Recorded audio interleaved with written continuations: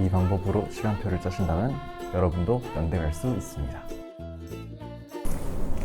안녕하세요. 논술킹 임찬우입니다. 네, 방학 잘 보내고 계시나요? 이제 한 달 정도밖에 안 남았네요. 어떤 친구들은 처음 마음가짐이 그대로 간 친구도 있겠지만 슬럼프가 오는 친구들도 있고 집중이 잘 안 된다고 하는 친구들도 있을 거예요. 그래서 오늘 준비한 주제는 공부를 집중시켜주는 시간표입니다. 네, 제가 재수했을 때 사용했던 방법인데요. 이 방법으로 저는 현역 때보다 20계단 정도 높은 학교를 갈 수 있었습니다. 그 비법이 궁금하시면 끝까지 시청 부탁드려요. 자, 시간표 짜는 방법을 알려주기 전에 왜 시간표를 짤까요? 간단하죠. 나 스스로한테 제한을 걸어 공부에만 집중하려고 하는 거잖아요.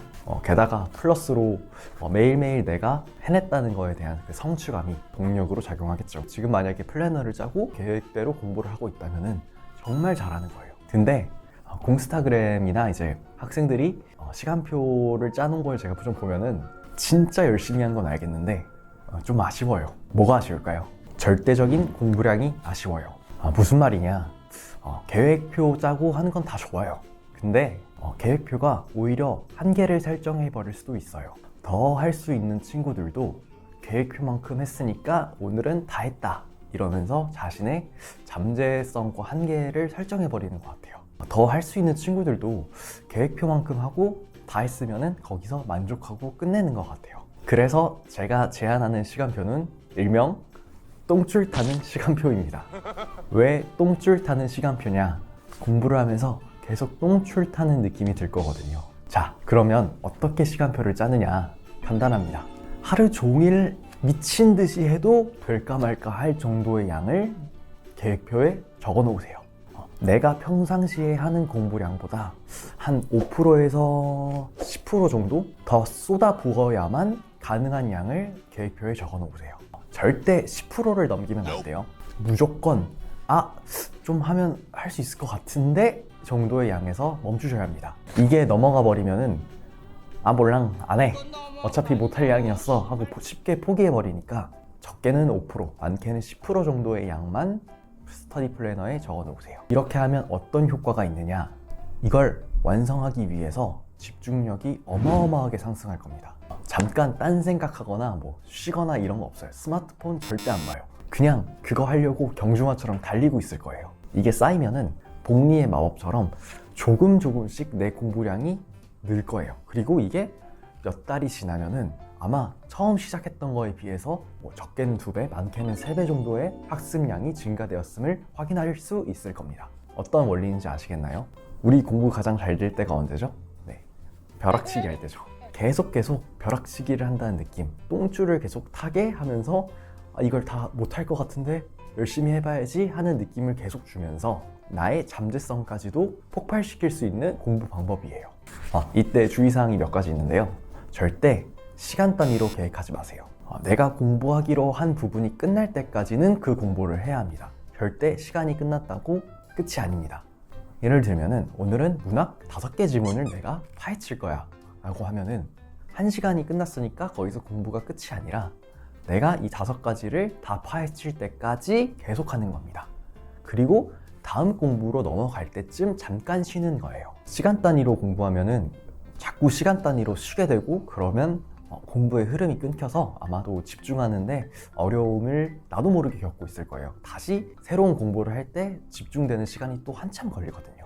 그래서 목표에 둔 부분의 공부가 끝날 때까지는 웬만하면 끊지 말고 계속해서 공부하는 걸 추천드립니다. 두 번째, 최소 2과목, 아무리 많아야 3과목 정도만 하루에 하려고 하세요. 과목이 너무 적으면은 그 과목만 사랑하게 될 수도 있고 쉽게 번아웃이 올 가능성이 높아요. 반대로 너무 과목이 많으면은 집중도가 떨어질 수밖에 없어요. 지금은 방학이니까 한 4과목, 5과목까지 할 수도 있지만 평상시에 학교를 가거나 수업을 들어야 하는 재수생 같은 경우에는 하루에 할 과목을 2개에서 3개 정도만 한정시키는 게 딱 좋습니다. 이때 단어 외우는 거는 잘 됩니다. 세 번째, 이게 가장 중요한데 무조건 전날 계획을 세우세요. 아침에 일어나서 이날 내가 뭐 할지를 계획을 세우는 게 아니라 전날 내가 하루를 마무리하면서 내일은 어떤 공부하지? 이거 해놔야지 라는 거를 미리 계획해 놓으세요. 그래야지 아침에 일어나자마자 내가 무슨 공부를 해야 하는지 알고 있고 그렇기 때문에 집중도도 올라가고 딴 생각 안 하게 되고, 혹여나 아침에 일어나서 오늘은 좀 살살할까? 라는 나와의 싸움에서 지지 않고 꾸준하게 갈 수 있습니다. 네 번째, 가능하다면은 그날 나의 계획과 완성된 계획들을 가족 단톡방에 올려놓으시거나 냉장고 같은 데 붙여놓으세요. 친구들끼리는 절대 하지 마세요. 조금 내가 그날 계획했던 공부를 못했을 때 눈치가 보이거나 양심에 조금 찔리는 사람들한테 자꾸 보여주려고 해야지, 친한 친구들한테 보여주면은 아무래도 서로 유야무야해질 경우가 높기 때문에 나의 의지를 다지는 차원에서 가족 단톡방 같은 데다가 올리시는 것도 정말 괜찮은 방법입니다. 그리고 마지막으로 주말에 하루 혹은 뭐 한 달에 이틀 정도는 꼭 쉬는 날을 정해놓고 쉬세요. 그동안 이렇게 열심히 했다면은 그만큼 열심히 쉬셔도 됩니다. 그래야지 번아웃도 안 오고 계속해서 공부를 이어갈 수 있는 동력이 되어줘요. 오히려 이렇게 공부를 한다면은 쉴 때 그 한켠의 그 찝찝함, 일말의 죄책감이라고 해야 될까요? 그런 것이 절대 없고 되게 개운하게 놀 수 있을 겁니다. 꼭 일주일에 하루 혹은 한 달에 이틀 정도는 쉬는 시간을 가졌으면 좋겠어요. 네, 오늘은 공부 집중 잘하는 시간표 만드는 방법에 대해서 알려드렸는데요. 이렇게 하면은 단기적인 성취감이 없지 않을까? 혹은 번아웃이 빨리 오지 않을까라고 걱정하는 친구들도 있을 것 같아요. 제가 직접 해본 결과 그런 걱정은 안 하셔도 됩니다. 오히려 내가 조금이라도 아슬아슬하게 못했던 부분이 나의 동기부여도 되어주고요. 만약에 그날 일을 어떻게든 끝냈다 그러면 그 성취감은 비교가 안 될 정도로 여러분한테 다가올 거예요.